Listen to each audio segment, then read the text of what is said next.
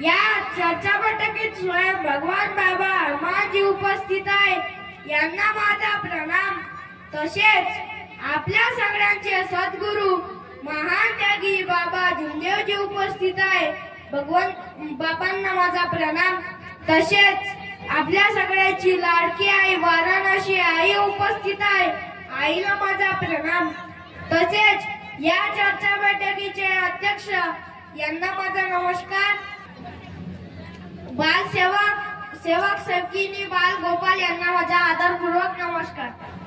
माझा विषय आहे आईबद्दल। आईबद्दल खूप कमी मार्गदर्शन होते, पण आपली वाराणसी आई होती म्हणून हा मानव धर्म तयार झाला। जेव्हा मौद्याच्या व्यक्तीने बाबाला सांगितले की ही विधी करताना माणूस मरू शकतो, आंधळा होऊ शकतो, पागल होऊ शकतो, तेव्हा आईला काय वाटले? जसा दिवा आपल्याला प्रकाश देतो आणि आपण दिव्याला महत्व देतो, पण खरी असते ती त्याची वाट।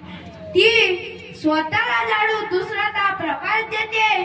त्याचप्रमाणे आपली वाराणसी आई ओळखली नाट्य तो पूर्ण परिवार ज्या परिवारात आई जन्माला आली आणि मानव धर्माचे व ठुबरीकर घराण्याचे नाव रोशन केले। आईचे जीवन दिव्याच्या वातीप्रमाणे होऊन गेले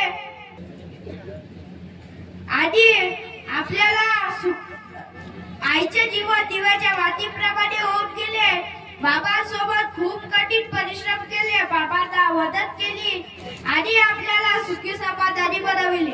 अशी आई झाली नाही आणि होणार नाही एवढं बोलून मी माझे मनोगत थांबवते। सर्वांना माझा आदरपूर्वक नमस्कार।